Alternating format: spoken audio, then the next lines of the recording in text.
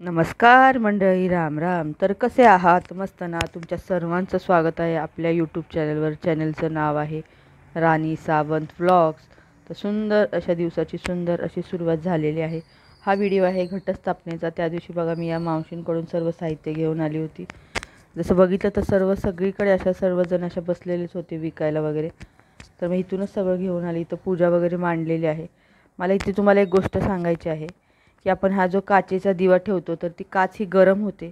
तर त्यासाठी काचेला वरच्या बाजूला हात लावायचा नाही आपल्याला. वरची बाजू जी असते ना ती खूप गरम झालेली असते, तिथं अजिबात हात लावायचा नाही. दिव्याच्या ना खालच्या साईडला आपण हात जर लावला ना तर तिकडे त्या साईडला काच गरम नसते. तर तिकडे तुम्ही पकडून त्याच्यामध्ये वेगळं दुसरं तेल असं टाकू शकता.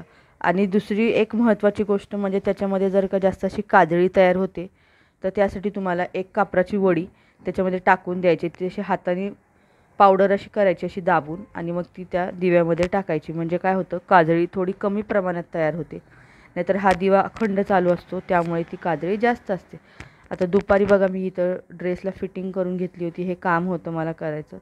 2-4 दिवसापासूनच करायचं होतं पण वेळ मिळत नव्हता. मग आज वेळ मिळाला तर घेतलं करायला. आता बघा ह्या टॉपची जे काय किती माप आहे ते त्या दुसऱ्या टॉपवरती मला टाकायचं. तर त्यासाठी मी मेजरमेंट घेते.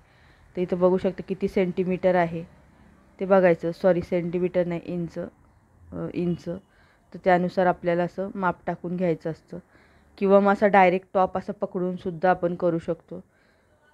तसं दाखवल्याप्रमाणे या पद्धतीने मी करून घेतलं. तर असे 4-5 टॉप होते ते सर्व करून घेतले. साड्यांना फॉल बिडिंग करायची होती. तीसुद्धा त्याचंसुद्धा अर्धच काम झालं. पूर्ण काम काय झालंच नाही कारण वेळ कमी पडला मला.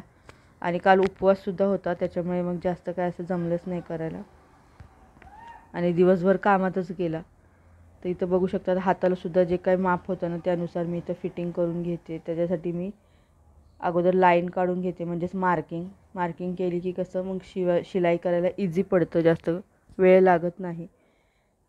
तर आपण टॉपनीसुद्धा डायरेक्ट टॉपचं जे काही फिटिंग आहे त्याच्यानुसारसुद्धा मेजरमेंट घेऊ शकतो. ज्यांना येत नाही त्यांच्यासाठी मी आज सांगते, तर ज्यांना माहिती आहे त्यांच्यासाठी नाही. तर अशा प्रकारे बघा इथं टॉपचं फिटिंग करून घेतलं मी.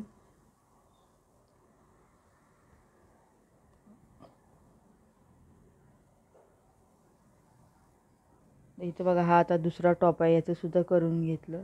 तर कसे वाटतात तुम्हाला माझे व्हिडिओ? आवडतात का? व्हिडिओ जर का आवडत असतील तर व्हिडिओला एक लाईक करत जावा फ्रेंड्स.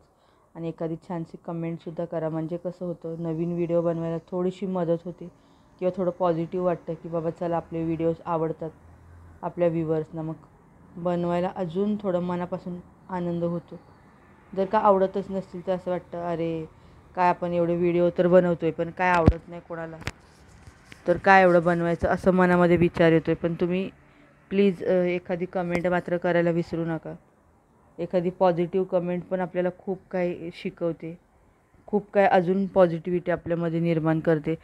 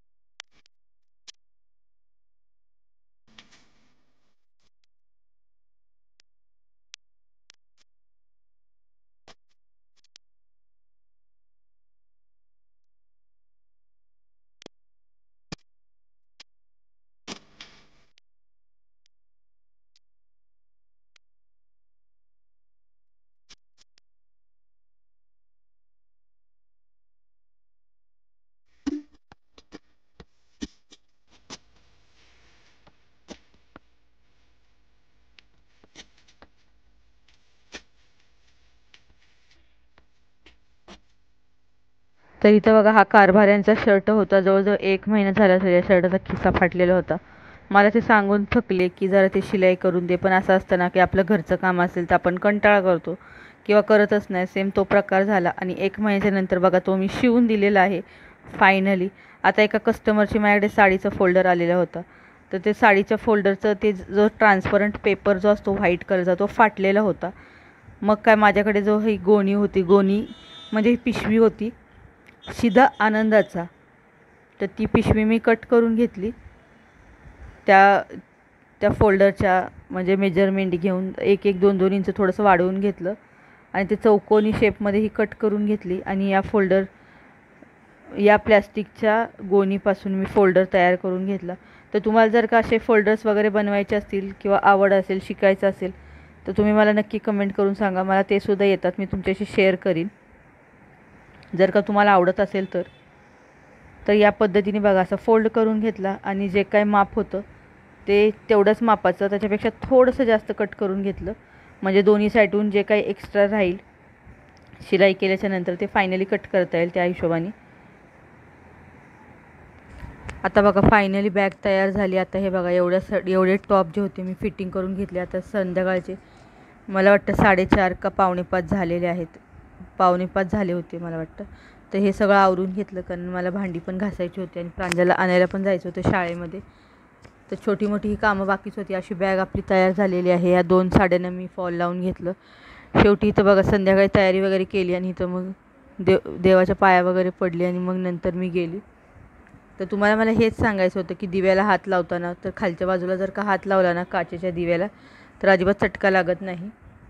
आणि दिव्यामध्ये जास्त प्रकारे काजळी येते ना, तर त्याच्यासाठी आपल्याला एक जो कापूर आहे ना त्याचा थोडासा तुकडा टाकून घ्यायचा, म्हणजे त्याच्यामध्ये काय होतं जास्त काजळी येत नाही. नक्की करून बघा या पद्धतीने. आता हा बघा दिवस आहे दुसरा मी घातलेला आहे हिरवा कलर. तो थोडासा बघा इथं मंगलमचा माझ्याकडे कापूर होता तर तोच मी इथं वापरलेला आहे आणि त्याचा 1 ते 2 तुकडे छोटे छोटे आहेत ना ते त्याच्यामध्ये टाकून घ्यायचे दिव्यामध्ये, म्हणजे काय होईल जास्त काजळी येणार नाही. नाहीतर दिवा कसा कंटिन्यू चालू असतो त्याच्यामुळे त्याच्यामध्ये काजळी येते आणि मग नंतर ते दिवा साफ करायला गेलं की म्हणजे काजळी साफ करायला गेलं की दिवा विझला जातो. त्याच्यासाठी जास्त काजळी येऊ नये म्हणून ही पद्धत वापरायची आहे. तर नक्की कमेंट करून सांगा तुम्हाला ही पद्धत कशी वाटली. तुम्हाला माहिती मी तयारी वगैरे करून घेतल्यानंतर मी गेली बघा प्रांजलला घ्यायसाठी. तर तिला घेऊन आली कारण थोडा वेळ तिथं थांबली पण होती. खूप जास्त गरम होतं. पाऊस नाही आहे पण खूप जास्त गरम होतं. इथं हे बटाटे वडे आहेत ना त्याची मी तयारी करून घेतलेली होती, अगोदरच भाजी बनवून ठेवलेली होती, पण याचा व्हिडिओ काही मी शूट केलेला नव्हता. तर म्हटलं हे काय झालं शेजारी पण त्यांच्या प्लेट्स वगैरे बाकी होत्या शेजारच्या काकूंच्या वगैरे, तर म्हटलं ते सुद्धा द्यावं. तर त्यासाठी मी अगोदरच तयारी करून घेतली. दिवस आहे दुसरा, तुम्ही बघू शकता हिरवा रंग घातलेला आहे मी. तर तिथं भाजी झालेली आहे आपली. पाव पण आले, पाव काही जास्त आणलेले नव्हते. म्हटलं वडे तरी देऊया पाव जरी नाही दिले तरीसुद्धा. आणि इथं बघा भाजी पण तयार झाली आपली. आता म्हटलं इथं बेसन मिक्स करून घेते. तर बेसनमध्ये मी थोडंसं मीठ टाकलेलं आहे, थोडीशी हळद टाकलेली आहे, थोडंसं कश्मीरी मिरची पावडर थोडीशी टाकली आणि थोडासा सोडा टाकून घेतलेला आहे. आणि हे आता हे बॅटर असं तयार झालं. आणि ही जी भाजी होती त्याचे मी व्यवस्थित असे छोटे छोटे वडे बनवून घेतले. छोटे नव्हतेच बनवले, साधारण मोठेच बनवलेले होते. आता म्हटलं कोण खेळत बसणार ना एवढे छोटे छोटे करून, सरळ मोठे मोठे वडे बनवले. कारण ही भाजी आहे ना खूप जास्त थोडीशी बनवली होती, खूप जास्तच बनवलेली म्हणायला हरकत नाही. भाजी चवीला अप्रतिम झाली होती, पण याचा व्हिडिओ काही मी शेअर केलेला नाही. आता बघा तेल तापायला ठेवल्याने याचे मी असे वडे बनवून घेते. नंतर मी इथं तळूनसुद्धा घेतले लागले हाताने, कारण वडे पण जास्त बनवायचे होते आणि तेल पण गरम होत होतं. म्हटलं इथे उभं राहून पटकन आपलं थोडंसं बेसन पण मुरेल, कारण थोडंसं ते मुरलं की कसे ते वडे पण चांगले होतात. लगेच भिजवलं आणि लगेच केलं की थोडेसे व्यवस्थित होत नाहीत.